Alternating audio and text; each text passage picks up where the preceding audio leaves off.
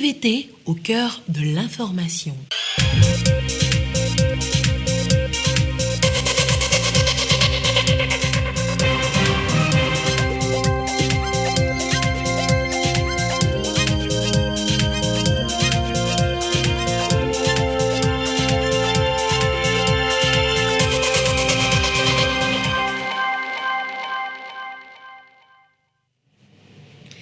Il est l'heure du journal sur la télévision togolaise. Madame, Monsieur, bonsoir et voici les titres de cette édition.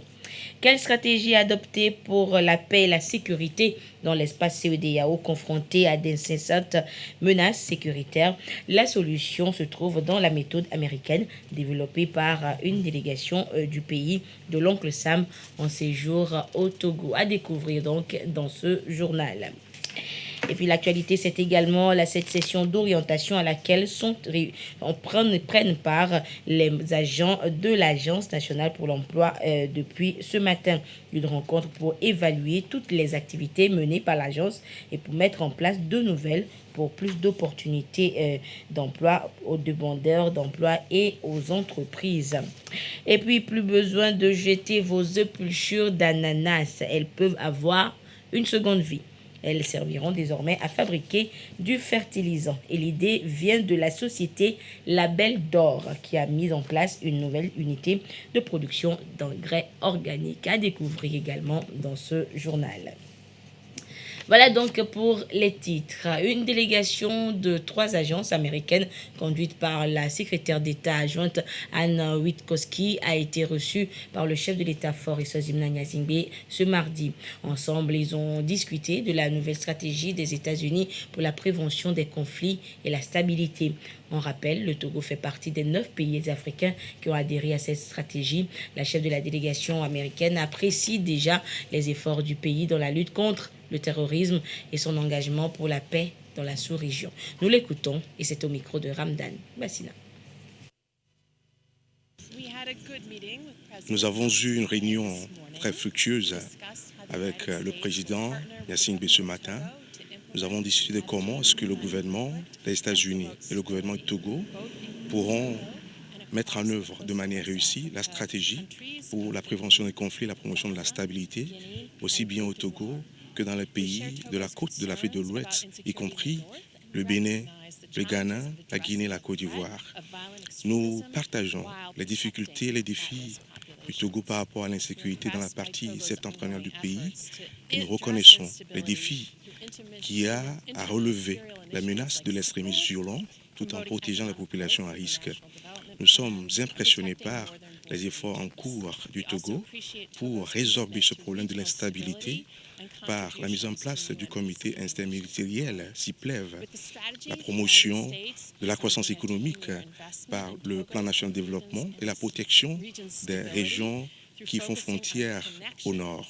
Nous apprécions également l'engagement du Togo dans le cadre de la stabilité régionale des contributions aux efforts de maintien de la paix des Nations Unies pour la mission au Mali, avec la stratégie que les États-Unis ont à l'endroit de cette région, qui est une stratégie décennale en matière d'investissement pour la promotion de la stabilité dans la région, en se focalisant sur les liens entre la sécurité, la démocratie et le développement inclusif. Nous voulons remercier le président pour ce partenariat et nous espérons travailler en étroite collaboration pour poursuivre la mise en œuvre réussie de cette stratégie. Nous espérons bâtir sur les acquis qui existent déjà et les efforts qui sont en cours pour un partenariat plus fort, pour un Togo plus stable, une région ouest-africaine plus stable. Partnership for a more stable Togo and the region. La sous-région ouest-africaine est donc de plus en plus en proie aux attaques djihadistes. La paix et la stabilité sont aujourd'hui menacées dans plusieurs pays de l'espace. La situation préoccupe les États-Unis, on l'a compris, et le pays a défini une stratégie pour accompagner les différents États. Stratégie présentée à la presse ce mardi par la délégation américaine, reçue donc par le chef de l'État. Les précisions avec Ekwe Salah. Tous les départements d'État américains activés pour la paix, la sécurité et la stabilité en Afrique de l'Ouest. Une première. La stratégie définie par les États-Unis devra se traduire sur le terrain par plusieurs actions, à commencer par les activités de prévention des conflits. La quintessence de cette approche est exposée aux professionnels des médias appelés à accompagner sa mise en œuvre. C'est une stratégie qui sera englobante qui nous conduira à travailler sur plusieurs domaines, plusieurs aspects, la collaboration. Cela a été dit, voilà, premièrement dit que nous avons discuté avec le gouvernement togolais, le secteur privé et également les organisations de la société civile. Il y a des acquis que nous avons déjà et nous allons englober toutes ces actions afin de continuer à soutenir et appuyer les gouvernements de ces États dans le cadre de la mise en œuvre de cette stratégie. Nous allons travailler sur quelques vecteurs, quelques actions clés comme la cohésion sociale, le développement et la croissance économique inclusive, comment attirer l'investissement dans le cas de ces pays qui sont impliqués dans ce programme. Nous allons travailler également, nous atteler à travailler également sur la coopération régionale. Nous avons discuté avec le gouvernement, avec les OSC, le secteur privé. Et les médias font partie du secteur privé et nous avons besoin de médias libres et indépendants pour nous soutenir dans le cadre de ce projet, parce que c'est les médias qui porteront l'information afin que vous puissiez mener le plaidoyer sur les dangers, le plaidoyer sur les possibilités que nous avons ici au Togo. Le Togo fait partie de 5 pays de la sous-région pris en compte par cet engagement des États-Unis. Pour la mise en œuvre de sa stratégie, Washington va mobiliser 30 millions de dollars américains. Il y aura des suppléments, des compléments dans le cadre d'autres projets qui sont exécutés dans ces pays, mais nous voulons nous focaliser sur comment lutter contre l'extrémisme violent et la stabilisation de ces pays et contribuer et soutenir le Togo dans le cadre du rôle de leadership que le Togo est en train de jouer. C'est la première visite que nous venons avoir du Togo. Nous avons eu quelques discussions initiales avec le gouvernement togolais, avec notre partenaire ici au Togo. Dès que nous nous retournerons à Washington DC, les consultations vont continuer par l'entremise de notre ambassade. Nous allons continuer les discussions, les consultations pour voir avec le partenaire togolais, le gouvernement togolais, quelles sont les activités exactes que nous allons mettre en œuvre dans le volet prévention et dans le volet de la stabilisation. 500 000 dollars sont déjà décaissés pour 2 organisations de la société civile togolaise. À l'issue de la visite à Lomé de la délégation américaine, un plan précis sera élaboré pour l'exécution effective de la stratégie au Togo. Depuis ce matin, les députés sont en séance plénière, la deuxième de cette deuxième session ordinaire de l'année 2022. Et les discussions portent sur le projet de budget de l'Assemblée nationale exercice 2023. Les échanges se déroulent à huis clos, conformément à l'article 95 de la Constitution et de l'article 50 alinéa 2 du règlement intérieur du Parlement. Les représentants d'Haïti et de 15 pays d'Afrique francophone bénéficiaires du programme Cadre intégré renforcé sont à Lomé pour un partage d'expériences. L'idée est de trouver les meilleurs moyens pour atteindre les objectifs de ce programme qui veut faire du commerce un outil de croissance et de réduction de la pauvreté. Voyons cela avec Carmen Madji Akapo. Une séance pour partager des idées et expériences en matière de commerce. Ils viennent de plus de 15 pays d'Afrique francophone et d'Haïti, bénéficiaires du programme Cadre intégré renforcé CIR. Un programme multilatéral destiné exclusivement à aider les pays les moins avancés à utiliser le commerce pour sortir de la pauvreté. En cours depuis 2006, le programme prend fin en 2023. Le programme a contribué à appuyer plus de 16 000 entreprises, des PMA, et aussi plus de 30 000 femmes dans différents domaines. Et aussi, le projet a appuyé les PMA à accéder à plus de 211 nouveaux marchés. Sur 175 projets à réaliser par l'ensemble des pays bénéficiaires du cadre intégré renforcé, seulement 39 ont été clôturés. À cette rencontre de Lomé, les délégués vont accorder leur violon pour une meilleure exécution de la phase finale. Il faut exécuter tous les projets, toutes les activités et commencer le processus de clôture qui est déclenché à partir du pays bénéficiaire. Donc l'idée maintenant est de voir comment on joint les efforts ensemble pour mener à bien cette phase de clôture de la phase 2 parce que nous sommes redevable pour reporter le progrès concernant la clôture au conseil du CIR. Dans le cadre de ce programme, le Togo a bénéficié depuis 2008 de 3 projets. À quelques mois du bilan, les responsables pays notent un grand satisfecit. Le Togo a bénéficié de 3 projets, notamment le projet de renforcement des capacités productives et commerciales de la filière soja. Vous savez bien, le Togo est premier exportateur de produits du soja bio vers l'Union européenne. Donc c'est l'effet de ce soutien de l'Organisation mondiale du commerce. Nous avons aussi bénéficié des financements pour renforcer les capacités commerciales de l'anacarde et du karité. Au-delà de ça, bénéficier d'un programme de durabilité de la mise en œuvre du programme cadre intégré renforcé. Nous avons eu des résultats satisfaisants sur l'ensemble de ces projets. Pour la filière soja, au début, on était autour de 15 000 tonnes l'année. Aujourd'hui, nous sommes à plus de 300 000 tonnes l'année. Le partenariat du cadre intégré renforcé regroupe 51 pays. Le personnel de l'Agence nationale pour l'emploi ANPE en séminaire d'orientation depuis ce mardi à Davier. Une rencontre, je vous le disais en titre, pour faire la synthèse des résultats obtenus au cours de cette année 2022, conformément au plan stratégique de l'agence, exposer les défis ainsi que les perspectives pour plus d'opportunités aux demandeurs d'emploi et aux entreprises. Le compte rendu avec Ulrich Amiga. Pour cette année 2022, plus de 2500 demandeurs d'emploi ont été recrutés, formés et placés dans 400 entreprises sur l'ensemble du territoire. Parmi celles-ci, l'industrie textile de la plateforme industrielle d'Adétikopé, qui en a embauché 1000. L'agriculture, la santé, la production et distribution d'eau et de gaz, la construction, entre autres secteurs dans lesquels l'agence a également placé des jeunes diplômés. À un peu plus de 2 mois de la fin de l'année 2022, elle marque une pause et se projette. Au cours de cette année, nous avons mis l'emphase sur l'accompagnement de ces demandeurs d'emploi, faire en sorte à ce que, conformément à la feuille de route gouvernementale, qu'on puisse avoir plus d'impact et qu'on puisse accompagner le plus de demandeurs d'emploi possible. Faire en sorte à renforcer nos partenariats avec les entreprises qui sont les pourvoyeurs d'emploi. Nous allons mettre l'emphase sur la mise en œuvre du programme national d'adaptation, au programme national d'insertion professionnelle de référence, qui est en cours de finalisation avec le Centre international de formation de Turin. Créer de l'emploi pour progressivement réduire le chômage et créer de la richesse. Une vision gouvernementale à mettre en œuvre par l'ANPE. Le ministre en charge de la fonction publique le réitère.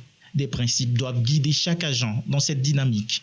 L'un des objectifs, c'est de permettre au gouvernement, de permettre à notre pays de disposer d'une banque de données complète et exhaustive sur le marché du travail. Je voudrais véritablement vous encourager à afficher des attitudes et des comportements convenables en termes de la qualité de l'accueil, en termes de la qualité de l'écoute, en termes de la manière dont vous manifestez une disponibilité et une volonté réelle d'aider ceux qui viennent vers vous.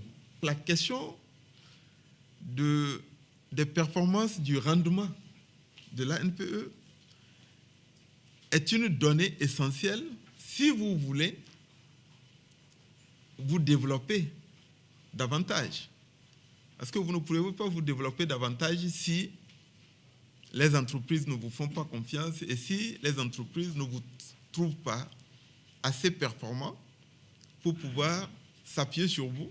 Ce dévouement et sens du service aux usagers valent à ces 15 agents de l'agence des attestations de reconnaissance et des enveloppes financières. De quoi motiver davantage leur engagement et susciter l'émulation.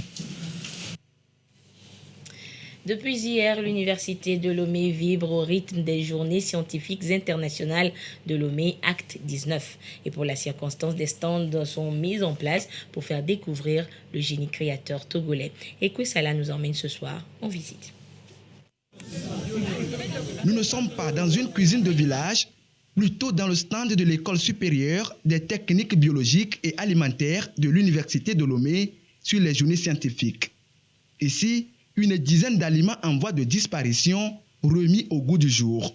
De quoi consommer local, sain et copieux. Il y a par exemple Agbelipono, qu'on trouve rarement à Lomé. Il y a Pedigaou, qui est une galette à base de niébé. On a Eblikanklo, il y a Avoumi, il y a Alélé. C'est autant de produits qui sont des repas qu'on ne trouve pratiquement plus, mais qu'on voudrait vraiment ressusciter. L'intérêt, c'est d'abord la connaissance. Nous sommes en milieu universitaire, c'est d'abord la connaissance. Et puis on verra si derrière tout ça là, on ne peut pas mettre au point des produits que le consommateur peut trouver à tout bout de champ et consommer pour être authentiquement africain, sinon togolais. Des stands comme celui d'Esteba, il y en a une dizaine ouverts sur le campus, chacun avec sa spécialité. Chez Claudine, étudiante en droit à l'université de Lomé, rien que des produits de santé à base de noni. On a le jus, la racine, la tisane. En ce qui concerne le jus, ça lutte contre la fatigue générale. Ça renforce également le système immunitaire parce que c'est grâce à ce système que notre organisme est en mesure de lutter contre toutes les agressions de l'environnement. En ce qui concerne la racine, c'est pour les infections chroniques, l'abcès, le panari et tout ce qui va avec. Il y a également la crème pour le massaï. Parfois, on revient du travail, nos pieds n'arrivent pas à marcher, il y a la tête qui chauffe. Et c'est pour cela que nous sommes ici, pour aider beaucoup de personnes à avoir une meilleure santé, une pleine énergie et voilà. Sur le site, l'Agence nationale pour l'emploi attire les visiteurs. Des étudiants et jeunes diplômés sans emploi viennent s'informer sur la structure. Les informations clés, c'est que tout jeune qui veut bénéficier des prestations de l'ANPE doit s'inscrire sur le site de l'ANPE qui est le www.anpetogo.org. Lorsque vous êtes inscrit, vous devez aller vers un conseiller en emploi, chargé de l'emploi salarié, ou bien selon votre besoin vers le conseiller entrepreneurial. Voilà, ou bien le conseiller en charge des questions de migration. Et l'accompagnement, tout est gratuit. On ne prend rien. D'ailleurs, même on a un numéro vert en cas d'anarque appelé le 83-84. Une trentaine de stands encore sont en aménagement. Ils sont ouverts à tout visiteur jusqu'au vendredi 21 octobre prochain. Et le savoir-faire togolais n'est pas seulement promu qu'à l'université de Lomé, il est également dans tout le pays et durant tout ce mois d'octobre. On parle du mois du consommé local. Et ce soir, nous vous faisons découvrir une jeune entrepreneur qui s'est spécialisée dans la transformation, une entrepreneuse donc qui s'est spécialisée dans la transformation d'un produit bien prisé des Togolais, le souché ou efio. Edwige Yataka Bassabi et Sandra Diagbé pour le compte rendu. Salim est un jeune entrepreneur spécialisé dans la transformation du souché. Cette activité, il la pratique depuis déjà quelques années. Pour offrir un produit de qualité aux consommateurs, le jeune entrepreneur fait quotidiennement appel à son génie créateur. Nous transformons le sushi en farine et que nous commercialisons. Le sushi est assez riche en beaucoup de vitamines, nutriments. Et il est aussi très bon pour traiter beaucoup de problèmes liés à la santé, en particulier pour les personnes souffrant d'ulcères, de constipation.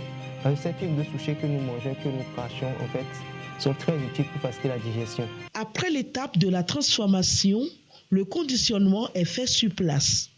Et direction, la boutique Togosime dans la commune Golf 7. Dans les vitrines, on ne trouve que des produits made in Togo. Celui de Salim figure en bonne place. On a constaté qu'il y a une recrudescence des maladies de la malbouffe, ce que nous appelons les maladies de la civilisation, telles que la tension, le diabète, les insuffisances rénales. Et donc, on voudrait agir sur cette alimentation-là. Et on est tombé sur les produits locaux. Je viens acheter ici parce que les produits sont beaux. Et quand tu suis un régime alimentaire, je crois que Togosime est conseillé. Comme Salim, Maxime collabore aussi avec la boutique Togosime depuis 8 ans. Pour le promoteur des épices, le partenariat se passe plutôt bien. Je suis dans le domaine de la transformation des épices, en épices moulues. Je suis en partenariat avec Togosime. Je rappelle que ça fait des années. Je dirais que tout se passe bien. Aujourd'hui, nous sommes à plus de 120 entrepreneurs avec qui nous travaillons. Donc ça veut dire que vraiment ça a évolué. Nous voulons promouvoir les produits togolais, oui, mais les produits de qualité. C'est pourquoi nous mettons en place un processus de sélection. Tout le monde a compris aujourd'hui qu'il faut consommer local. À Togo-Simé, vous pouvez tout trouver, toutes sortes de produits locaux. Faites-y un tour et faites un achat. Vous contribuerez au consommer local. Merci donc pour le conseil. Et lorsque ces produits sont transformés, que faire des déchets ou des résidus? La question sur quoi faire des épulchures d'ananas, par exemple, trouve désormais sa solution à la société Label d'Or. Grâce à sa nouvelle unité, la société transforme les peaux d'ananas en fertilisants. Issaka Aruna nous en parle. Chaque année, près de 3500 tonnes de déchets issus de la transformation de l'ananas sont déversés dans cet espace. Des déchets jadis encombrants qui valent désormais de l'or. Et pour cause, ils seront bientôt transformés en engrais organiques. L'unité en charge du processus est ici inaugurée. Le monde paysan a besoin juste de ce qu'il leur faut. Et parfois, on voyage trop dans les idées pour apporter la solution aux producteurs. Cette petite unité que nous venons de commencer, qui a pour ambition de grandir, l'idée derrière, ce n'est pas de faire des marges avec les producteurs, mais c'est de leur apporter la solution. Et donc le prix est un prix subventionné, un prix bonifié que nous allons pratiquer donc avec ces producteurs. C'est de les amener à être preneurs de ce produit très riche et très important parce que nous avons fait tous les tests qui sont concluants. Et donc, répondre à leurs besoins et leur apporter une solution. L'unité vient compléter la chaîne de valeur de la filière ananas pour une meilleure rentabilité et un développement économique du Togo. Quand j'ai utilisé son fertilisant, au lieu d'avoir les ananas de 1,5 kg, aujourd'hui, j'ai des ananas qui vont jusqu'à 2 kg à 3,5 kg. Vous imaginez, pour cette petite unité, il y a 10 personnes qui seront engagées pour y travailler à temps plein, pour sortir environ 30 tonnes de matière compostée, de fertilisants organiques. Et donc, vous voyez déjà l'impact que cette unité aura en termes de création d'emplois au niveau national. Inscrit dans la dynamique de promotion de l'agriculture bio, le Togo est en passe de satisfaire ses besoins en engrais organiques estimés à 3 111 908 tonnes. Une réponse concrétisée par un partenariat scellé entre l'unité de production et les producteurs d'ananas. Hors du Togo, en bref, pour la première bougie de sa nouvelle formation politique, Laurent Gbagbo s'est invité dans le dossier des 46 soldats ivoiriens détenus bientôt 3 mois au Mali. L'ex-chef d'État ivoirien demande à Assimi Goïta de jouer la carte de la fraternité. Retour en page nationale et dans le cadre du développement des stratégies d'action pour la mise en œuvre des recommandations de l'examen périodique universel EPU, les organisations de la société civile et la CNDH ont tenu à Lomé une rencontre d'échange. Et durant 3 jours, les participants vont réfléchir sur les meilleures stratégies de concevoir et de développer des plans d'action pour l'opérationnalisation des recommandations du 3e cycle de l'examen périodique. Les précisions avec Eli Agba Niadao. Sur les 224 recommandations issues du 3e examen périodique universel du Conseil des droits de l'homme des Nations Unies formulé à l'endroit du Togo, le pays a accepté 182 et noté 42. Pour la mise en œuvre totale ou partielle de ces recommandations, le CACIT et la CNDH s'engagent à dépasser le rôle de surveillance pour un rôle actif. Des réflexions sont menées pour outiller la société civile sur les meilleures stratégies devant contribuer à l'amélioration de la situation des droits de l'homme au Togo. Nous allons repasser à peine fin toutes les recommandations qui ont été formulées, essayer de voir, pour ce qui nous concerne, Commission nationale des droits de l'homme et les organisations de la société civile, quelles sont les recommandations pour lesquelles nous pouvons apporter notre concours dans la mise en œuvre. Et c'est tout cela que nous allons définir avec stratégie et plan d'action au sortir des 3 jours. L'UPR Info apporte son soutien technique et financier au Togo pour une promotion du respect des droits humains. Vu que l'examen périodique universel, ça concerne tous les pays membres de l'ONU et ça concerne toutes les questions de droits de l'homme, on a un programme qui fait du renforcement de capacités dans certains pays en Afrique et en Asie, et le Togo en fait partie depuis 2021. Et notre objectif, c'est vraiment de renforcer les capacités de toutes les parties prenantes. Donc chacun joue son rôle dans le mécanisme de l'examen périodique universel, c'est-à-dire participe au suivi et à la mise en œuvre des recommandations qui peuvent porter sur n'importe quelle thématique de droits humains. Ils sont au total 89 États formulés, ces 224 recommandations. Elles seront mises en œuvre sur une période de 5 ans.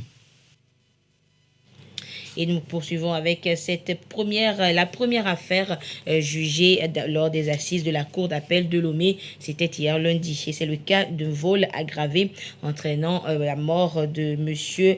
Agoda Aoulatou. Et l'accusé, jeune Togolais de 33 ans, a écopé de la peine maximale prévue par le Code togolais. Le compte rendu avec Sandra Aziabé. Les faits remontent à avril 2022. Un soir aux alentours de 20h, Degbe Kofi, jeune homme âgé de 23 ans, causait la mort du sieur Agoda Alouatou, agent de l'OTR. C'est un braquage sanglant. La victime revenait de service. Au niveau d'Adetikopé, en banlieue nord de Lomé, embuscade. Degbe Kofi se sert de sa machette pour couper le bras droit de sa victime. Puis il s'enfuit avec sac et moto, direction son village Boto dans le Yoto. Agoda Alouatou décédera des suites de sa blessure avant d'arriver à l'hôpital.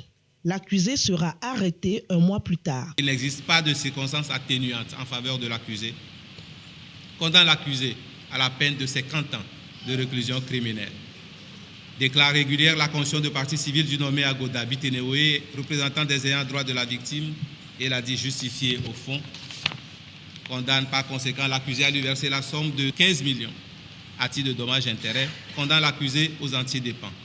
L'avise de ce qu'il dispose d'un délai de 8 jours francs pour se pourvoir en cassation contre le présent arrêt. Une affaire jugée de recherche de gains faciles et perte de vie. Malgré la clémence demandée par la défense, la loi a été appliquée dans sa dernière rigueur. Je suis un peu déçue. C'est vrai que les faits sont graves, suffisamment graves, et que l'accusé mérite d'être condamné.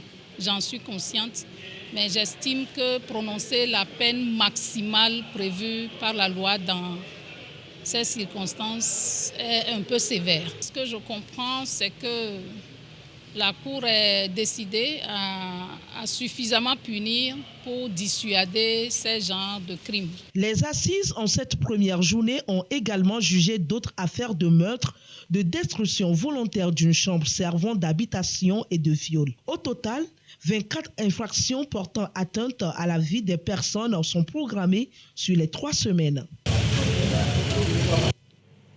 Et puis ce procès correctionnel à présent, celui donc de ces personnes qui s'adonnaient à des jeux de hasard au Togo. C'est une activité que seule la LONATO, la Loterie nationale togolaise, a le droit d'exercer selon les règles, selon le code. Et le compte rendu donc de ce procès correctionnel avec Ulrich Amega. Seule la Loterie nationale togolaise détient le monopole exclusif de tous les jeux de hasard. Mais depuis quelque temps déjà, elle fait face à une concurrence déloyale, ce qui se traduit par ces petits carnets sur lesquels sont inscrits des numéros destinés aux jeux de hasard, des papiers de différentes couleurs, sans indication, propriété d'organisateurs illégaux surnommés des sous-marins ou encore Bibi, propriétaires des baraques de jeux de hasard à tout coin de rue. Un acte interdit par l'article 636 du Code pénal. Ces 11 organisateurs sont jugés ici pour la cause. Ils ont volontairement et sciemment organisé ce jeu du pari qui est une infraction au sens du législateur, puisque cela constitue non seulement des manques à gagner pour la LONATO, mais aussi des risques pour la population qui, malheureusement, parie à leur niveau sans le savoir. Si éventuellement un client venait à gagner et que ce supposé collecteur était dans l'impossibilité de restituer ou de rémunérer le gagnant, Et si cette personne se présente à la Lonato, qui lui fait comprendre qu'elle n'était pas à l'origine de ce pari, c'est difficilement qu'on allait convaincre ce éventuel client, puisque de bonne foi, il croirait qu'il détenait un ticket qui émanait de la Lonato. Et pourtant, commissionnaires, clients spéciaux et collecteurs ont été informés il y a 2 ans à travers ce communiqué de la Lonato. Les jeux sont depuis lors digitalisés. Le jeu manuel est suspendu depuis le 21 mars 2020 et qu'il n'est pas permis à un seul collecteur de procéder au jeu manuel. Une infraction donc à la loi. Cela vaut un emprisonnement de 6 mois à 2 ans, une amende de 500 000 à 5 millions de francs CFA. La défense plaide pour la clémence. Il y a de 6 enfants. Ils sont à la maison actuelle, ils ne savent pas faire leur rentrée. Il y a des étudiants dedans, 2 étudiants. Je ne sais pas ce qu'ils vont devenir. Je vous demande pardon seulement. C'est vrai que la loi, elle est d'application générale, mais également la loi doit tenir compte de chaque individu. Et vous devez également, dans votre décision, tenir compte de la possibilité pour eux de se réintégrer dans la société. Près de 4 heures de temps de procès et la sentence tombe. Publiquement, contradictoirement à l'égard de toutes les parties, en matière correctionnelle en premier ressort, sur l'action publique, déclare les prévenus coupables chacun des faits d'exploitation sans autorisation des jeux de hasard. En répression, les condamne chacun à 6 mois d'emprisonnement avec sursis et à une amende de 700 000 francs CFA. La loi est appliquée, pas dans toute sa rigueur, plutôt de façon correctionnelle. Les paris manuels n'existent plus à la Lonato. Attention donc aux organisateurs illégaux qui persistent dans l'exercice de ce métier. Les populations sont appelées à la vigilance. Merci Ulrich donc pour ce rappel. Et puis éducation, après constat du manque de discipline lors de la montée des couleurs et de l'exécution de l'hymne dans les établissements scolaires du Haut-Togo, le ministre des enseignements primaires et secondaires a instruit tous les responsables des établissements à plus de rigueur pour le respect de ces valeurs républicaines par les apprenants. Et après cette décision, quelle est l'ambiance lors de la montée des couleurs, donc justement dans les différentes écoles? Eh bien, une équipe du ministère a effectué un contrôle sur toute l'étendue du territoire national. Ce soir, nous vous proposons les étapes de la région des plateaux et centrales avec le compte-rendu de nos différents correspondants Silver Abdou et Désiré Aloy. Ce rassemblement matinal autour du mât devient de plus en plus rare dans certains établissements, alors que ces dispositions devraient normalement être observées pour le respect des emblèmes, notamment le drapeau et l'hymne qui constitue le symbole de la nation. L'hymne national, c'est un chant de circonstances qui représente un État et à travers lui la nation. L'hymne national contribue à la représentation de la nation sur la scène internationale. Le drapeau, la devise et les armoiries contribuent également à cette représentation. C'est par notre hymne, par tous ces symboles-là que nous nous affirmons sur la scène internationale et notre caractère identitaire et nos caractéristiques culturelles. D'où cette descente inopinée à Atapamé par les premiers responsables régionaux de l'éducation pour constater de visu la réalité sur le terrain. Au niveau des institutions scolaires, que l'encadrement de ces rassemblements soit pris au sérieux. C'est ça qui justifie notre présence aujourd'hui avec la note de notre ministre de tutelle. Nous voudrions voir la mise en œuvre de cette note au niveau de nos établissements. Il revient donc aux apprenants et au personnel d'encadrement de s'engager activement pour la culture d'une citoyenneté plus responsable visant la promotion des valeurs nationales. 6h45 au lycée technique de Sokodé. Autour du mât, corps enseignants et élèves se prêtent aux exigences civiques, la montée des couleurs et l'exécution de l'hymne national. Nous avons effectué des tournées pour observer la montée des couleurs. Je dirais que mes sentiments sont des sentiments de satisfaction. J'invite tous les autres chefs d'établissement de la région à respecter scrupuleusement la note circulaire de son Excellence, Monsieur le ministre. 2 emblèmes que chaque Togolais citoyen actif doit observer. Nous disons que la nation d'abord, et donc la nation ce sont les couleurs, le drapeau, il y a l'hymne, les armoiries, tout ça là. Quelqu'un qui respecte ces valeurs-là, respecte alors sa nation et donc c'est un bon citoyen.